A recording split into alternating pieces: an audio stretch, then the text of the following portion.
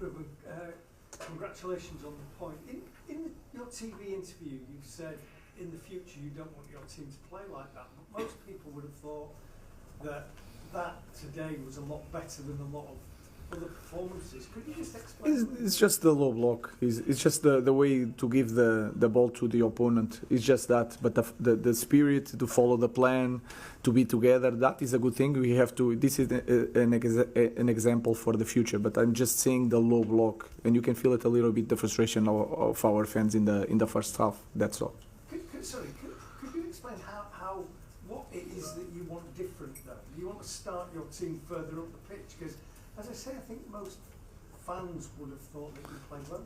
No, and I think we the plan was perfect. What I mean is that we have to have more possession of the ball, more control of the ball, to press a little bit high. We press sometimes, especially in the goal kicks, on the free kicks near the Raya's goals. We press quite well. But in the future, I want to play a different football, to spend more time attacking with the ball in the last third than defending in the low block. That's all. The rest, I think, is an example, and the people appreciate the effort of the players. Ruben, it seems that the best performances under you so far have come against the likes of Arsenal, Liverpool, Man City. Is that a problem? You know, what's that say about your team that they do that, they don't do it against, let's say, Tottenham or Brighton? I don't know. Maybe it's that in that games is a little bit more acceptable to play in the low block, and that can help us a lot. Against other teams, we have to push forward. That's why it's difficult here. Sometimes you have to press high. It's more difficult. Sometimes the characteristics of the players are not there to do that.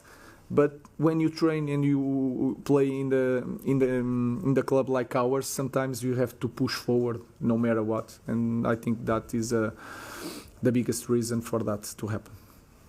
Ruben, were you even more pleased with the performance given the tight turnaround between the games and that you only made 2 changes with lack of players injured? You are asking why I did. No, were you particularly pleased given the tight turnaround? You couldn't really rotate too much for the game. I think, I was really pleased. If you see also the game, we controlled the first minutes without the ball. We score near the half time. That helped us a lot. In the end, in the second half, we had more space and more energy also because of the result and our fans to score another goal. So if I look at the performance, I'm quite pleased even with all the problems. Would you expect to have some players back for the Sociedad game? Maybe Ugarte, I don't know. We'll see. John. Can I just ask you about the quality of Bruno Fernandes today? The goal was sensational, wasn't it? When you need a big player to step up. I think he step up all the time. Sometimes he can show some frustration in some moments that can hurt him more than anybody, and I understand that. Is that frustration? He wants to win, but he's also always available, always there to play in different positions. And when we need sometimes a goal, a free kick, an assist, he's always there. So I think he's a very good example. He does some mistakes, that's normal, but he's a very good example for the other players. Carl. Mr. Amorim, you said there was more space and more energy in the second half from your team. How do you make sure your team starts like that in the first half of games? Because you are in front of the result, and then you are in the second half, and you feel that you can score. And when you are in this moment, you don't feel so tired. That I think is that feeling, and when you start the game, you know that you have 90 minutes, 75 minutes when you have to defend, not to suffer a goal, and try to score a goal. So I think it's more a plan. If you can if you can be inside of the game or on top of the game at half time, in the second half we will be more dangerous and the players feel more confident to play a different football. Do you think there's a confidence issue with your team at this point? It depends. I think we are starting we believe more during the games because we feel comfortable, you feel I can do this, we are okay, and then we are growing in confidence during the game. Not so much in the beginning. In the beginning we tried to understand, but then during the game I felt that also in Spain.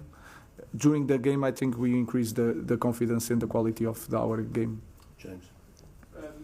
Ruben, just on Bruno again, if the club had signed more players with his level of quality, but not just quality, his mentality, ability to play every 3 days, do you think the club wouldn't have been quite in this position? And going forward for you, how crucial is it that you bring in players with that level of quality, with that level of mentality, with that level of availability? I think any coach, when he wants to bring players, he expects the best. But sometimes they have to adapt, and sometimes you have luck with the character of the player or not. Even with all the investigation that all the coaches do before signing players, what I can say is that we need more Brunos. That is clear. Not just the quality, the character. Not some mistakes, but the character that he has, the availability in this league is so important and is so decisive with the ball and without the ball. Last question, Rich. I really just wanted to ask on how Ruben Amorim is, and what would you make of in Evan's debut? Aiden is so relaxed. He seems so relaxed that sometimes he's too relaxed. But I think we have a player there, so now we have to control and to tell him that was just a game, and etc. etc. Lenny, he has something in his foot. I think we will see if he's available for Thursday. Thank you. Thank you, guys.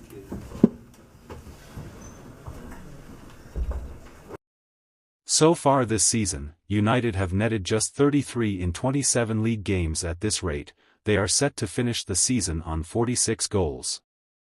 Rasmus Højlund and Joshua Zirkzee have often been the focal point of criticism for the Red Devils' attacking woes.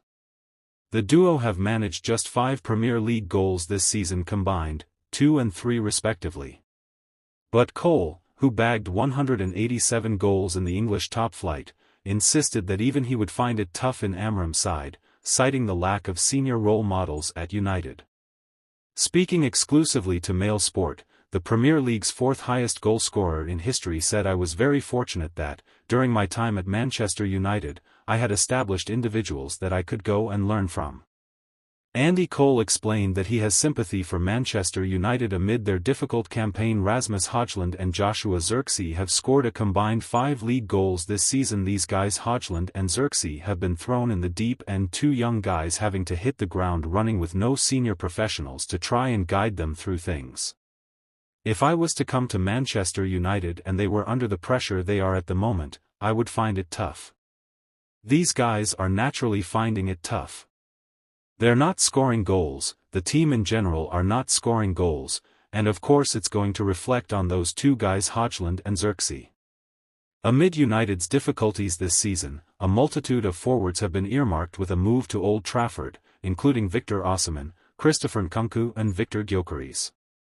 In light of these links, there were also talks of Zirkzee being shipped off on loan in January, just months after he joined last summer.